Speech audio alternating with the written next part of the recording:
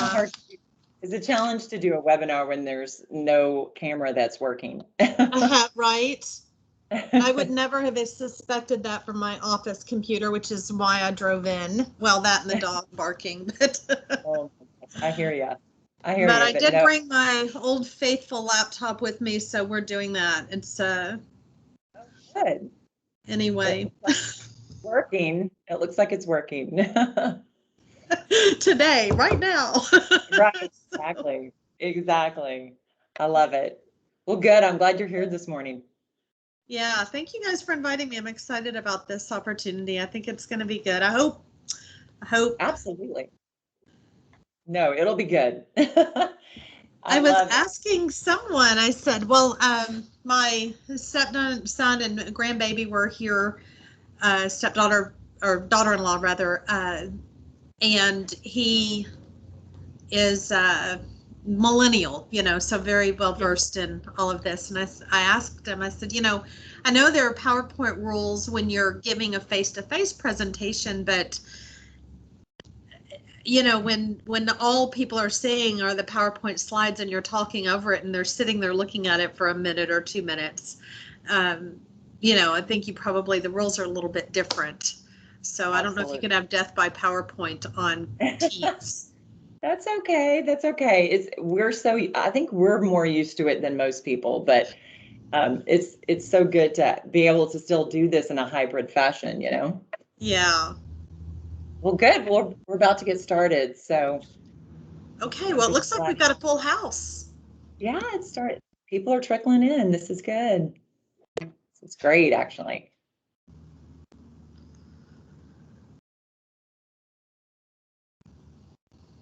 Good morning and welcome to the Capital Area Council of Governments webinar series on the American Rescue Plan Act in partnership with the U.S. Economic Development Administration.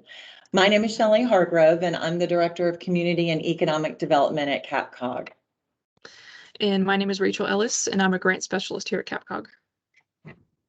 CAPCOG and EDA are hosting this webinar series to prepare local governments and other eligible organizations to apply for EDA's American Rescue Plan funding opportunity. The EDA has $3 billion to distribute nationwide for economic recovery, with $750 million of it allocated for tourism-related projects. The notice of funding opportunities for both types of projects should be released soon. Fingers crossed. Today is our second webinar in the series on the topic of successful EDA applications, featuring Giddings Economic Development Corporation Executive Director Tonya Britton, who will discuss best practices and tips for submitting a successful EDA grant application. Giddings received $1.8 million for a broadband, water, and road improvement project that included downtown Giddings as part of the EDA CARES Act funding opportunity. The webinar will close with a question and answer discussion, so feel free to write your questions in the chat box along the way, or hold on to them till the end where you can raise your hand and ask your question. Now on to our speaker. Tonya Britton is a 20-year veteran in the field of economic development and has served as the Giddings EDC Executive Director since June 2014. Her career experience includes various facets of economic development in cities and community colleges across Central Texas. Before arriving in Giddings, Tonya served as a director of corporate services at Lee College in Baytown, Texas, where she helped spearhead the launch of the college's Center for Workforce and Community Development in support of the region's expansive petrochemical industry and provided fiscal oversight of the region's Small Business Development Center. Tonya is a graduate of the University of Oklahoma International Economic Development Institute, the Community Development Institute, and the U.S. Chamber of Commerce Institute of Organizational Management. She earned a certificate in municipal finance from the University of Chicago's Harris School of Public Policy and certificates in small business lending and underwriting from NeighborWorks America. I'll now pass the baton over to Tonya, but please help me welcome her as today's speaker. Thank you. Thank you, Shelley. I'm very excited to be here. I hope we have some good information, and I'm looking forward to sharing Giddings' journey through the process. It's been a several-year process of trying to secure a federal grant. I'm hoping that the lessons learned, the lessons that we learned, will be helpful and will help other communities streamline their process and secure funds more quickly, and maybe even and less painfully, and maybe even a little bit more money than we were able to secure. So I'm going to start with this is it. We're lessons learned, best practices, and successful grant applications as presented by me for the Giddings Economic Development Corporation. So as Shelley mentioned, we were recently awarded a $1.8 million grant for water, fiber optic, and roadway infrastructure to support business growth in our community. That required a local match of about $455,000. And as I will talk about shortly, that was not all it has cost us to get this grant. So this process really is a pay to play. You need to have money in the bank, and we'll talk about that from a lessons learned perspective. There was an estimation that there would be 1,586 jobs created, and we know that there's a multiplier effect. So some of those may have been created in our community directly, and others, sort of indirectly through supply chain and other areas. And 400.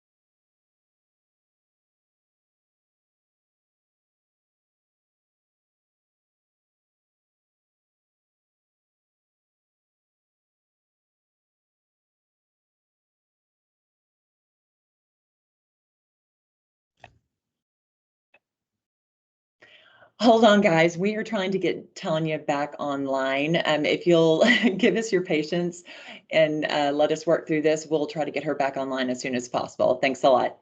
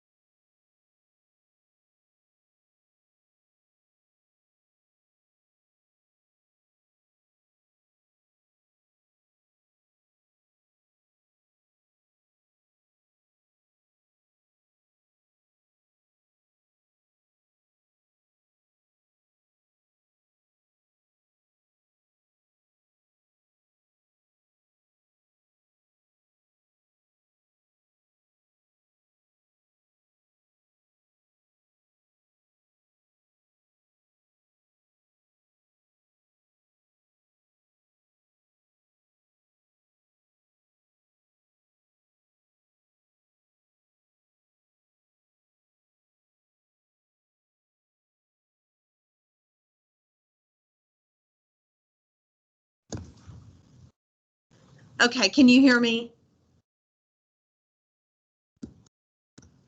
Yes, we can hear you. Yes, we can hear you. We can hear you. Okay, so maybe I need to start back to the beginning. Would that be a good Yes. here? Yes, thank you. Okay. Sorry about that. I was apologize about that. Not sure what happened there, technology. So the EDC was awarded a $1.8 million infrastructure grant for water, fiber optic, and roadway infrastructure to support local business growth. That required a $455,000 match in local investment, but that is not all we were asked to contribute. We also were required to provide engineering costs and grant management fees and some other things, and we'll talk about that. I've switched screens. Can someone confirm that you can still hear me? Yes, we can still hear you, Tonya, Okay. but we don't see your PowerPoint. Okay.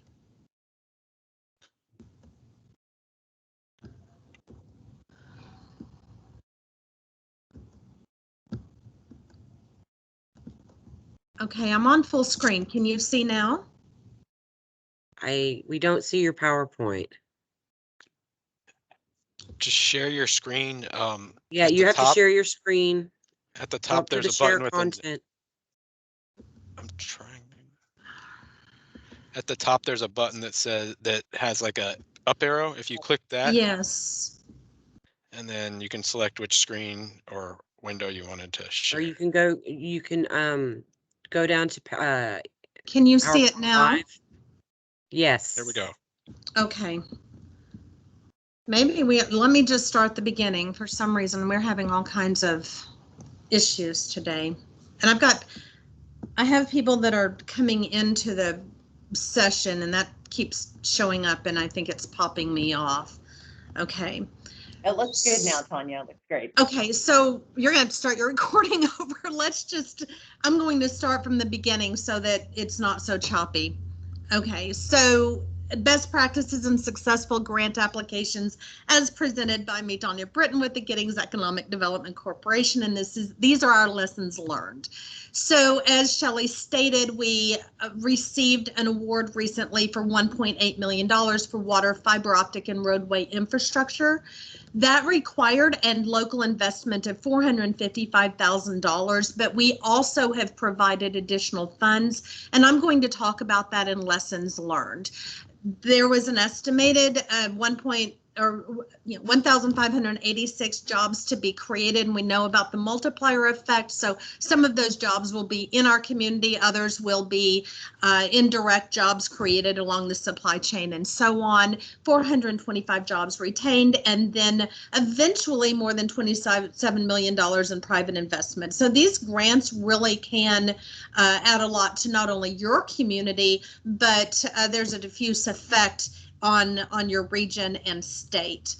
So just to give you an orientation about the city of Giddings, we are a small city. We have a population of 5,000. We're located at the intersection of Highway 290 and 77 between Austin and Houston. And then Highway 77 goes north from the coast up to the border, northern border of the state. We are a small community, but we have about 25,000 cars on average that come through our community daily, and we are located on a hurricane evacuation route. And that's important because that was one of the items that we included when we were pursuing various federal grants. We have a small budget. Our budget is about $650,000, $200,000 of which goes toward debt service for our business park. So we've been putting money away for quite a while. And that, again, we'll talk about timelines with regard to lessons learned. Our project nexus has been at 2 separate locations. We have property that the EDC owns downtown. We have a freight station complex that it has 4 buildings. We have 2 private partners that we work with. One is leasing a freight station that's called Dime Box Distillery. They have fantastic bourbon, so if you're ever here, they have a tasting room. And then the other is Giddings Brew House and German Restaurant. They are they have recently signed a lease to go into our Sterling Theater building. That building is in need of utilities, and then there's a parking lot around those on property we recently purchased that that will soon be paved. And these projects, our second project is a 150-acre business park, and that is on the east side. And you can see those two dots, the red balloon, and then just the address on the east side. So that blue line in between is about a 2.8 mile stretch. In about 1.5 miles of that, we need to have water lines upgraded to get water lines down to our business park. So our challenge has been, how do we get grants that support both projects when they're almost 3 miles apart and they're completely different types of projects? And so that's been a little bit of a challenge for us. One of the expectations has been that these items were included in a city strategic plan. The city has not had a strategic plan in place for several years. And as the city's EDC, it is not our role. We would be working outside of our lane to try to develop an overall strategic plan for the city. And so we've been in a little bit of a quandary about how to get over that hurdle. We did not have a strategic plan in place, and we had a broad scope of work that was not super clear when we applied for a Harvey supplemental grant, and we were shortlisted but didn't make the cut, and we've learned a lot about that. So currently, for this current grant, our scope of work included the downtown or west side revitalization with paved parking lot, relocating some electrical lines underground, extending water lines between two GEDC-owned buildings. And that's important to point out because there are some rules with federal grants that they cannot, in some cases, go onto private property or support a very particular business. But because we maintain ownership over the buildings, because the parking lot is open to the public, that helped us qualify for the grants and bringing in the utilities to some of our buildings. And then on the east side, of course, we talked about the water lines, and then also fiber optic. We wanted to get fiber optic to the park, and again, that's going to be part of our lessons learned. I'll talk about that in a moment. So our success journey, we sort of flailed, then we failed, and then we won. And so, as I said, we were shortlisted for the Harvey supplemental grant, but ultimately rejected. And some of the reasons were that there was a significant delay in our submitting the application and such that we were no longer competitive. And some of that was because we were trying to work with a lot of partners. We were unclear about the scope. We didn't have that strategic plan. The scope was too broadly defined, and we didn't have any demonstration of political will to complete the project, which can be demonstrated by a strategic plan as well as other ways. And so in response to that, that was a lot of money we left on the table. So we had an aspiration to secure federal grants, and we turned that into implementation. I was able to, through our contacts with the Capital Area Council of Governments, we were working with them hand in hand the whole time. And a Texas Department of Agriculture pilot program came on. It was a very quick turnaround, and it was 48 or 72 hours to provide funds for the development of a strategic plan. So we jumped on that. We said, we can control what happens on our property downtown. So we want to develop a strategic plan for the downtown revitalization, and hope that when we worked with the consultant, they would be able to figure out a way to include the water lines in that strategic plan once we were able to get people on board. So we were able to get that grant for $30,000, and that was important because a lot of cities are not going to want to put money into a strategic plan without knowing what's going to happen as a result of that plan. Plans are aspirational, and if you're short on money, they oftentimes want a hard result. They don't want a document that people fear is going to be put in a drawer. We were able to get the grant and then also get the participation of the community by explaining how important this would be in the role for us getting a federal grant.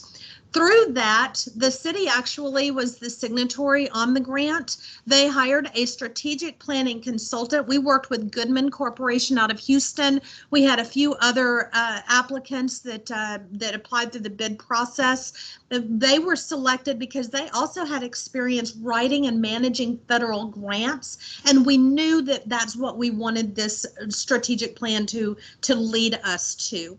We included elements of the infrastructure project in that strategic plan, and then we eventually followed up with a contract with Goodman Corporation to write and help us secure, and then also another contract to manage the CARES Act grant once we were awarded that grant. So this is kind of what that project organizational chart looks like. I know this is a lot of information, and I will upload this PowerPoint presentation to the slide share and then also on our website, so you can check back later today and be able to access this. I think CAPCOG will also have access to the PowerPoint. But we started this process with the Harvey Supplemental Grant in February in 2018, and then we went out for bids with the TDA grant in 2019. We were scheduled to begin the strategic plan windshield tour the day that they began shutting down COVID businesses. Our grant, our strategic plan partner at Goodman Corporation actually called and said that the schools had shut down that day and he wasn't going to be able to come in, and we started doing everything from Zoom, and we were eventually able to get them out here. But it was a little bit complicated because we had COVID 2020 in the middle of all of that, but we were able to muddle through, and because we had already been committed to the process, that made it a lot easier. So kind of shows you, we started with Capital Area Council of Governments. They gave us guidance and alert about grant opportunities. We moved over to TDA, and I realized that this was unique to our situation, but it does show you how you can leverage resources and plan for the future in a way that will eventually lead you to getting some of these larger grants. We brought in community members to provide feedback on the strategic plan and advocacy for use of funds. We knew that when we were going to be asked to provide a 20% match, it was going to be a lot of money, and we wanted the community and the businesses to be aware that that's where we were going, and to have advocates and allies. Eventually, we needed to get letters of support for the federal EDA grant when we applied for that, so the business community was already prepped and aware. We also had some private partners that we were working with. ZoCnet is one, and ZoCnet, and then of course the brewery and the distillery, they were advocates as well. And then the Department of Commerce, and your sort of outlying agency is the DoD Logistics Agency, which handles your SAM account, and then Dun & Bradstreet and so on. And so they're just important to be aware that they're in the middle of all of that. We also had a project engineer, or the city's engineer and technical advisors. They were with us lockstep the entire way, all the way from the strategic plan through the grant applications, all of them that we've been involved with. And then, as I said, the grant writer manager and other strategic partners. So Goodman Corporation was a great addition for us. So our first lesson in this process has been to demonstrate the political will for withstanding the selection and implementation process. So the grantors generally want to know that the communities have the stamina, the personnel, the staffing, and the political will to contribute money to get this project done. And so there are multiple ways that you can demonstrate intent and an ability to carry a project from vision to fruition. And one of the biggest ways is money. They require that you have matching funds, and those funds need to be unencumbered, and you'll need to demonstrate that either through resolutions or bank statements and so on. You'll need to show that if you are awarded a grant. The documentation begins long before you actually apply for the grant, as we talked about. Strategic plan outlining the core elements of the project. Public declarations are also a demonstration of political will, hearings, resolutions, surveys, focus groups, and so on. And then in our case, leadership. We had an experienced grant writer who was on contract, who had a relationship with the Federal Economic Development Administration and our regional coordinators. And so they could call and ask questions and push things along and answer any questions that they may have about our organization. And so, not to scare anyone off, but in our case, securing a federal grant took several years of advanced preparation. Now, your organization or your city may be further along than ours, but that's the process that we were required to go through. It took us a little while to get everything together and to get enough money, because again, our budget is pretty small. Lesson 2 is to set expectations by clarifying the process, your partners, your key activities. And as it shows here, we outlined the project plan and then we dovetailed that into a strategic plan. So we came back and we were pulling out elements of the strategic plan as we were developing the grant application. And then even before we submitted the grant application, we made sure that we had approval for using the matching funds and other funds that might be required. Now, we did not expect that we would end up being a co-applicant on the grant. We assumed that our role would be facilitation and that the city would be the applicant, and that's the way that we originally approached the project and the grant process.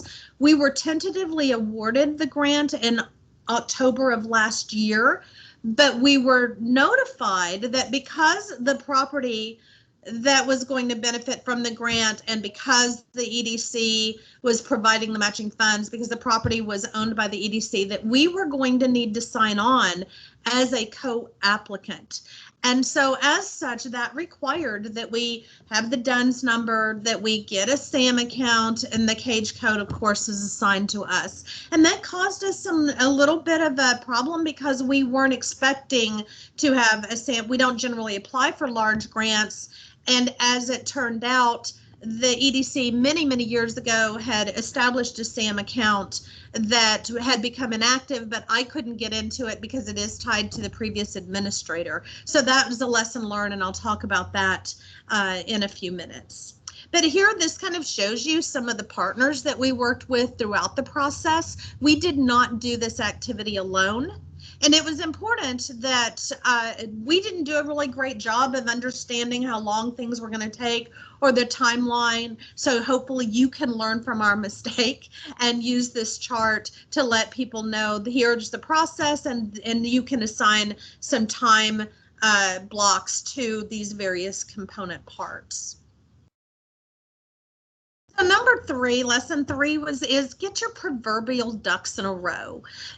You need to make sure that all of your documentation from A to Z is consistent and congruent, and especially during this time coming out of the pandemic where people have been officing out of their houses or some staff have come and gone. You might have relocated your office or downsized. You need to make sure that your IRS documentation, the documentation that you have on file with the Secretary of State's office, all of that is congruent and accurate, correct, and it's what the state and the federal government, that they can all access the same information and they're not getting conflicting information.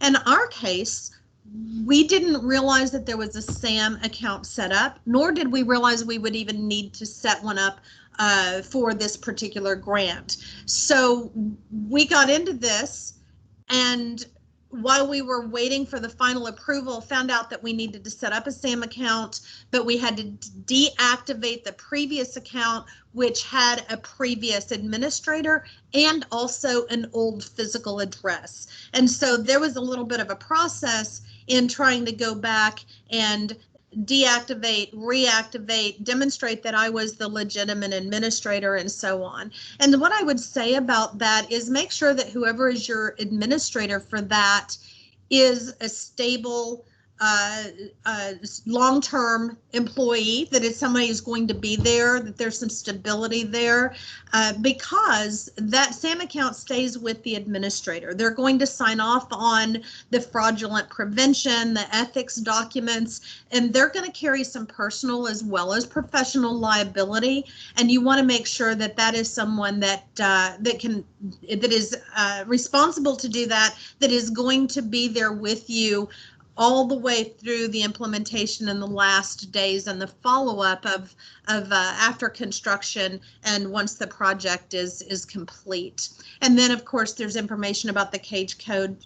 I included a link to a site there, to a PDF.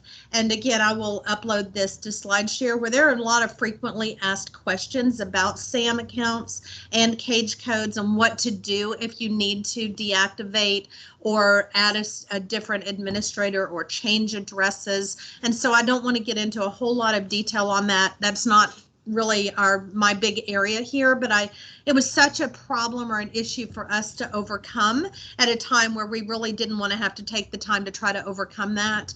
And so I just want to make sure that that is a lesson learned that we can pass on to others. And if you've done federal grants before, you're already familiar with that, and so this would just be redundant for you. And then lesson 4, be selective. Define your project parameters and do not be afraid to say, no, we're not going to include that in the project. I think sometimes when you're going after a federal grant and there's a lot of money on the table, a lot of money at stake, your eyes get really big, your stomach gets big, and you want to include as much as you can in the grant. And you want to work with your private partnerships, and there's a benefit to public-private partnerships. You can leverage assets and create value-added engineering. However, your organization needs to be able to control the vendor selection in order to meet federal bid requirements. In our case, there was a section of the project that could have been included, but that area was under the control of Blue Bonnet Electric Cooperative, and they were not going to go out for federal bids. They have people or companies that they already work with that handle the electricity, or the installation of utilities. And so while that part of the project could have been included and was written into the grant, we ended up not being able to use the funds set aside because we could not meet the bid requirements for that part of the project. It wasn't a huge amount of money, but it did cause us to leave money sitting on the table when perhaps those funds could have been allocated to a different part of the project had we written the grant application that way. And I will say that the federal government is not really, they don't look kindly to trying to change the scope of a project once you've already been awarded the grant. Also, your bid process and construction needs to meet the timeline of your private partners. So we included installing water lines at the downtown location in order to get water lines to our Sterling Theater. But when we leased that out to the Giddings Brew House, they decided they needed to move more quickly. They're trying to open up by September so that they can host an Oktoberfest. They ended up installing water lines so that they can start brewing beer now. They don't have time to wait for us to get through the whole process. And so there was an expectation from, I think, the citizens, our city council, and ourselves that those water lines would be paid for through the grant, not through an additional grant that the EDC provides from local funds. But in order for us to go through this process, they would not be able to start brewing beer until the fall, and it wouldn't be available until the spring. And so it didn't make sense for them to have to do that. And so that was an area where maybe if we could have tightened up on our timeline, or just explain to them that this, even though it would qualify, it's not appropriate to include in the grant because of the timeliness of the process. And then the third reason we might want to exclude a part of the project is if you have a specialized local vendor that you really want to work with and you do not want them to have to compete with out of area vendors, then maybe sometimes it's just better to dance with the one who brung you and not include that piece of the project in your grant request. In our case, we wanted to include fiber optic, and as part of the grant, that particular type of utility did qualify. It met the federal requirements, but it would have also required us to go out for bids and potentially bring in a different vendor who would only be installing fiber optic in one small stretch of the project, so or of our community. And so what we decided to do was include the installation of fiber optic in so much as the work that is done for trenching the water line can include laying in fiber optic by a private vendor, as long as the private vendor pays for the labor of installation and also the materials.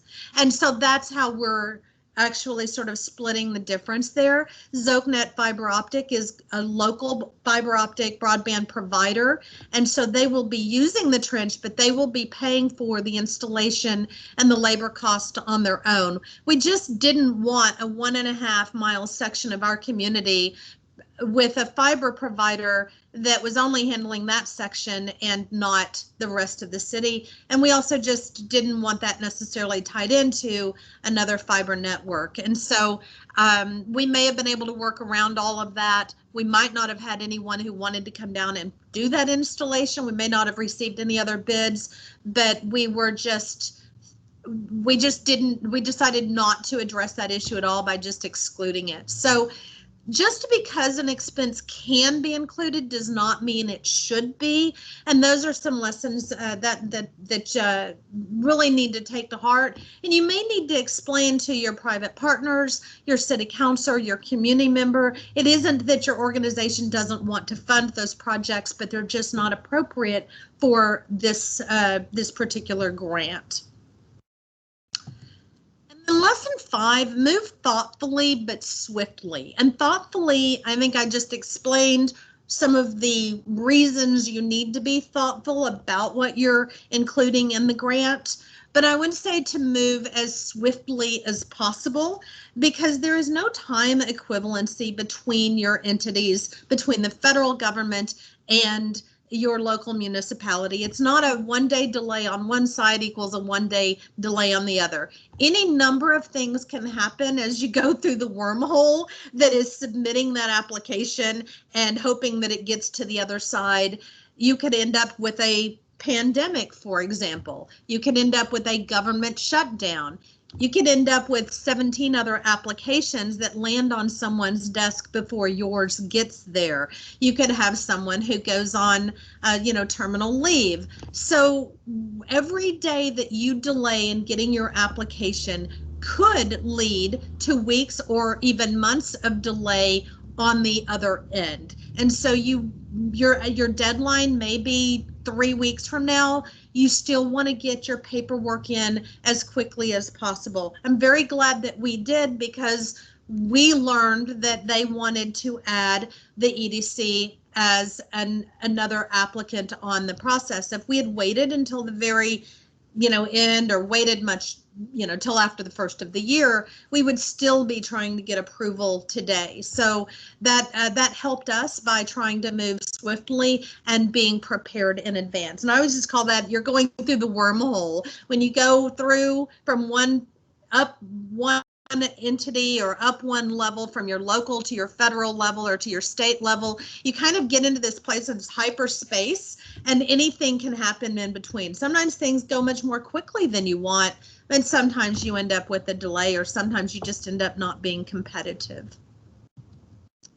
And then lesson number 6 is know your roles and responsibilities.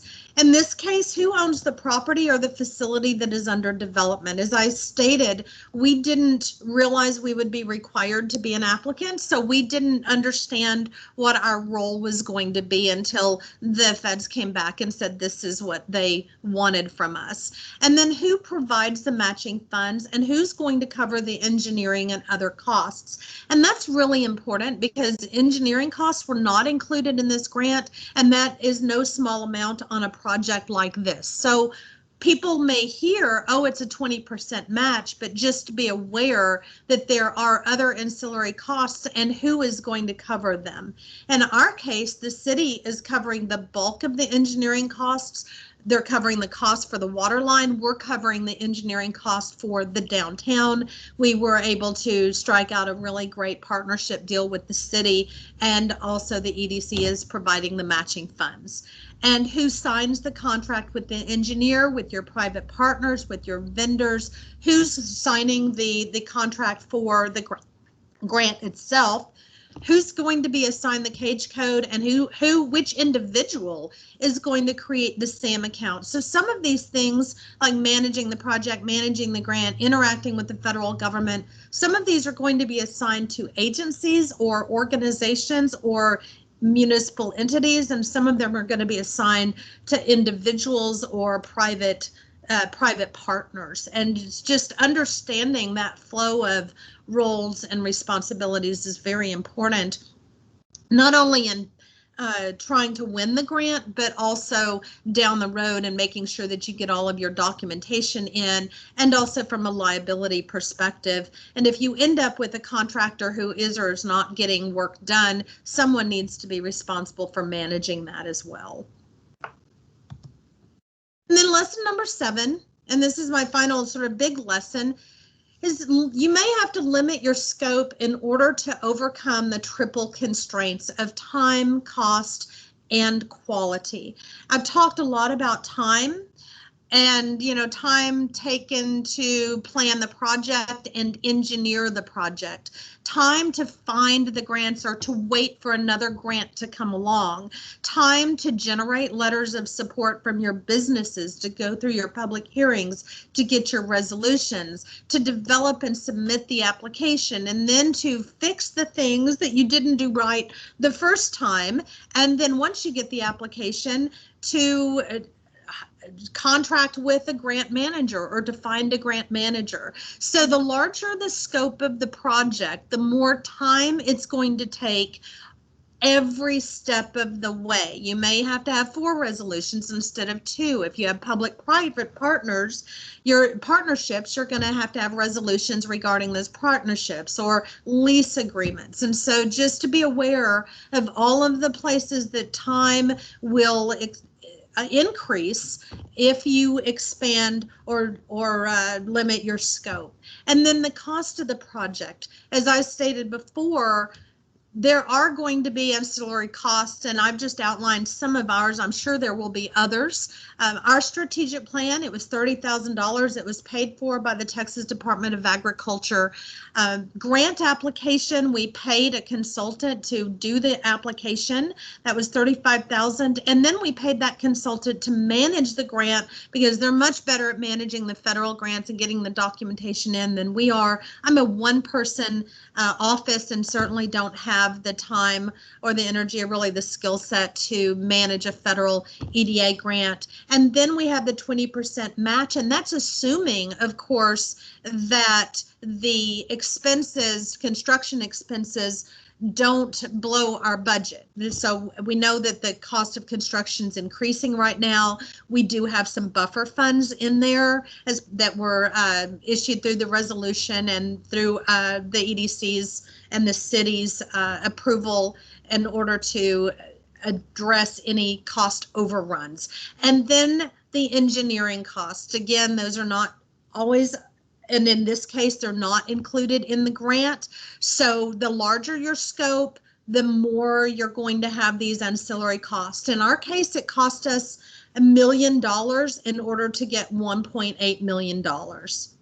And then quality, the quality of your application is non-negotiable. If you don't have a quality application, if your project plan does not align with the grant's requirements or the grantor's goals, if you do not have demonstrated political will, if your application and your applicant, your applicants, in our case, we have 2 applicants, the city and the EDC, if they do not meet the qualifications, if your funds, if you don't have enough funds, if you can't demonstrate that your funds are unencumbered, then your application quality is going to go down and you're going to be moved to the bottom of the stack or completely taken out of the running. So limiting your scope helps you overcome the triple constraints of time, cost, and quality. And let's see what else. I think that's about it. I was trying to stay in my 30 minutes and give you guys plenty of time to answer questions. So what questions do you have?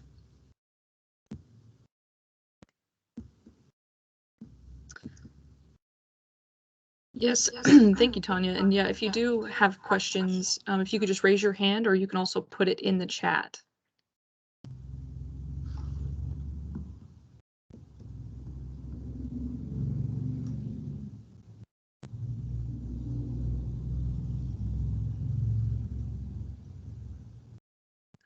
Christine, I see you have a question.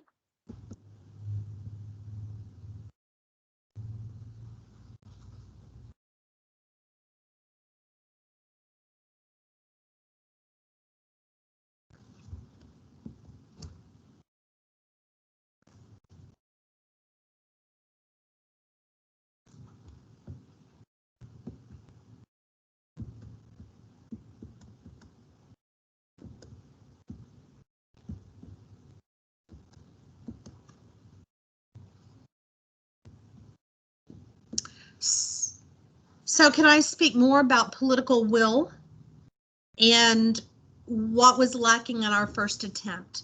So we didn't have any documentation that the city or the citizens approved of the project, or that the project scope, there was no outline for the project scope.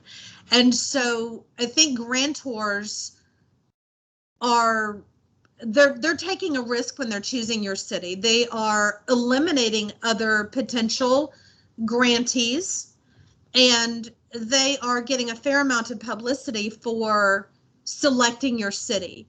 And so I think a grantor doesn't want to be in the position of having a hopeful or aspirational EDO submit a grant and then find out that the city council doesn't want the project to take place, or that the money isn't in the bank account, or that this is a highly controversial project and it's going to bring the grantor into that controversy. So in our case, we used the strategic plan development process to demonstrate political will.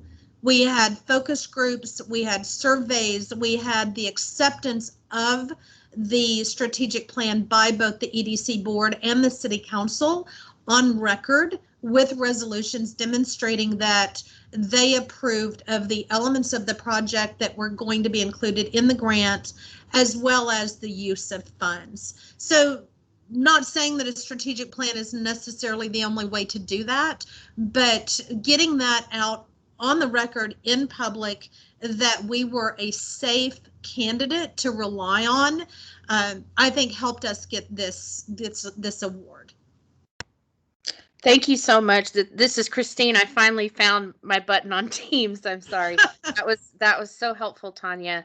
I was curious because I saw, and I think it's only applicable to the match, where anyone who's showing match has to submit a letter that says it's unencumbered and it has to be signed. So I was like, if they had those letters from you guys, I don't understand why they were saying you didn't have enough there. But it sounds like maybe they wanted to see partners that maybe didn't necessarily have to submit that form and like proof of that. So you all did that through a strategic plan. I wonder, would letters of support suffice, or do you think it needs to go beyond that? So I think it may depend on the scope of the project. In our case, we had the downtown revitalization, which was going to impact multiple businesses. We also had the water lines to the business park, wherein we were going to need to get easements across certain properties. And so in our case, there was a lot of development or impact that was going to take place with businesses along the route, along that 2.8 mile stretch, that we felt like people needed to understand. And I also needed a way to be able to articulate to the grantor how these two projects tied together, because we tend to think of, you know, downtown revitalization or industrial development. In our case, we are a hurricane evacuation route, and we're a very small city. So being able to demonstrate that what happens downtown, that having viable businesses, having viable hotels, having access to convenience stores and gas stations, and then also having all of those things be able to lead to jobs both in the business park as well as downtown. That was important in, I think, the amount of money that we were able to get, and in just helping them understand how these two seemingly disparate projects could actually tie together. And you know, it's a 300-page strategic plan with, I'm not sure how many pages are dedicated to the, you know, connecting those. But our strategic plan is on our website, and I'll make sure that CAPCOG gets the link to that so you can see how they pulled those things together. So I think that was just, there's probably the amount as much as anything, and then also just making us more competitive. I will say with the CARES Act pandemic grant, this is a very unique situation. Every community has been impacted, and I think the federal government really wants to give out the money. They really want the communities. We've all been impacted. They know businesses have been impacted. This is resiliency, it's recovery. And so this particular grant, we may have received it even without the strategic plan. But I do know when we applied for the Harvey Recovery Grant, we were not a community that was highly impacted by the flooding that some of our surrounding communities, but we are an evacuation route, and we are high ground. We're the place that people from Houston or from some of the smaller communities that were impacted by the flooding with the Colorado River, they came in, those people come to stay in our hotels. They come to eat at our restaurants. And when they're driving through, they need to be able to have access to gas. They need to have that point of sale working. And so we were not quite as competitive, but I think had we had the strategic plan in place and we could have told that story, we would have been more competitive, even though we didn't take the direct hit from flooding. So, you know, that was, again, we kind of started this in 2018 saying, why didn't we get this big grant, and what can we do to make sure we get big grants in the future? So. Right. Thank you so much. That's very helpful. I appreciate it. And someone asked, are unencumbered funds a requirement as a match? In this case, they were. Now, when we applied for the small strategic planning grant, that was $30,000, and we were not required to make a match. And so are there instances where property acquisition can be considered as the applicant's matching funds? That would be a Robert question. We did not address that because that wasn't one of our needs. I wouldn't think so, but that is just a pure guess, and I probably should not give you an answer on that. I think that would be something that Robert could answer, or maybe someone from CAPCOG that has more experience.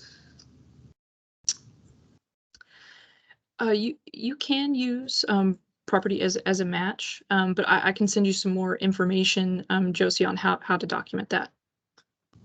Say good thing I didn't answer. So. And which was the biggest entity? What was the question? I'm trying to get back to it.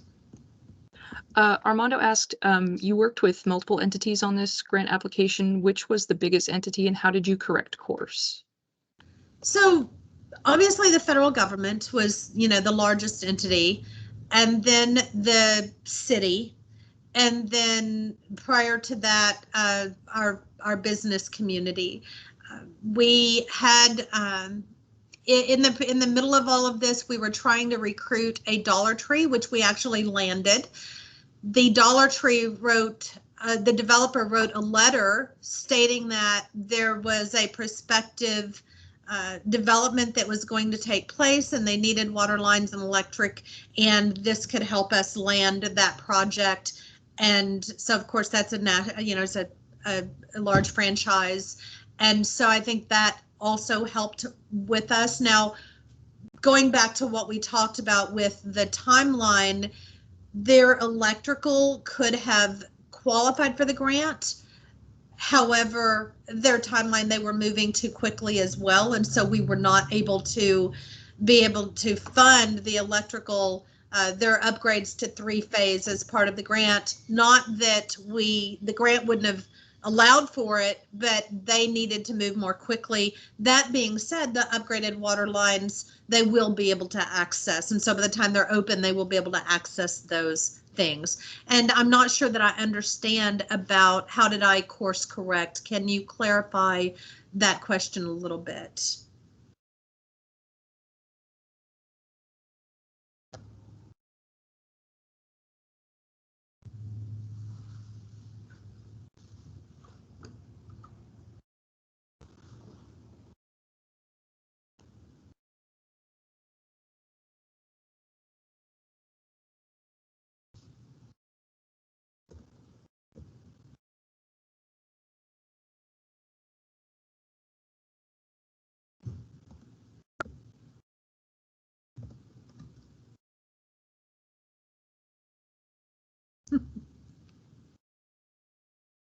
So I think the biggest roadblock or hurdle that we had to overcome on this particular project was the fact that the Economic Development Corporation did not expect to have to sign on as a co-applicant. And so that delayed our application because we had to go back and deal with the whole SAM account, setting that up and deactivating the previous account, which we didn't. I've been with this organization for over 7 years. We don't generally apply for large grants. Even the Texas Department of Agriculture Strategic Planning Grant, we do the work, we facilitate, we provide technical advice, we do paperwork, but at the end of the day, the city is the one that signs off on those grants. And so in my experience with the organization, we had not applied ourselves for any grants, not large ones, not small ones. And so when the federal government came back and said, well, you own the property, you're going to be a direct beneficiary, and you're providing matching funds. So you guys you're in this thing up to your neck, so we need some paperwork on you. We were scrambling to try to go back and figure out what that meant because we didn't have the experience of having done that. I didn't have a template with the organization. And so we really relied on Goodman Corporation, which was our grant manager, to help explain the SAM situation and walk us through the process and to communicate with Robert and others from the federal government, the different entities, on helping us get one account deactivated and get approvals for me to serve as the administrator. And so that was it was a matter of just not getting, not being distressed about it and not getting distracted, but just working the problem. Whatever they asked us to do, we did it as quickly as we could. We set aside the time, and we relied on our strategic partner, the Goodman Corporation, and Robert, and even CAPCOG, to provide guidance, and just trusted the process. We trusted that they knew what they were talking about and that we would get through it.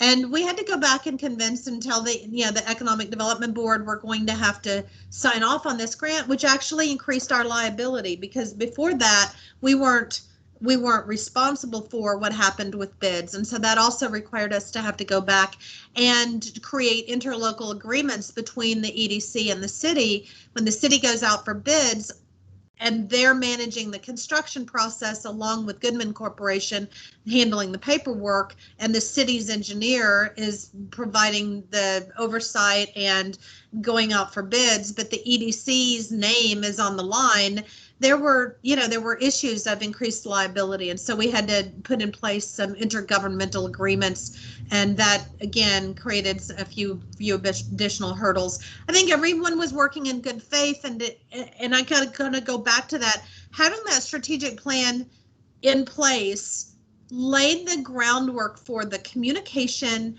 and the partnership and the teamwork, and it brought everyone in early before we hit a crisis point, so that when I did come back and say, look, we need you to do this, everyone was already on board. I was singing to the choir, and we all sort of understood, okay, get your game face on and move forward and sign here and do, turn this letter in and just, get moving. And the same thing with getting letters from the businesses. We had so much publicity before, and I think at the end of the day, I think it has given us a lot of really positive publicity, because oftentimes the city will do a strategic plan, or a community will do a strategic plan, and people don't hear anything about it. But now we can come back and say, look, we told you a year and a half ago that we were doing this, and these are the elements that were going to be included, and it has paid off. You're going to get these outcomes, and now you're going to see some real physical change in the community.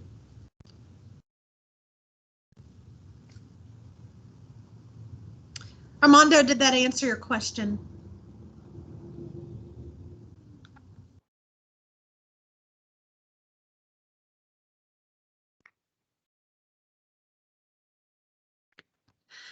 I flew through the slides. Questions? I knew I only had 30 minutes, so I was trying to get through, and apologize about all the tech issues today. Yep. Does anybody else have any other questions?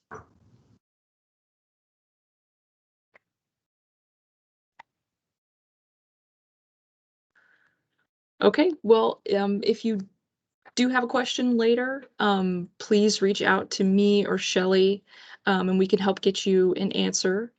I do want to let everybody know that the third and final webinar in the series will hopefully take place on Thursday, the 22nd, if the American Rescue Plan Act notification of funding opportunity is released by Tuesday, the 20th.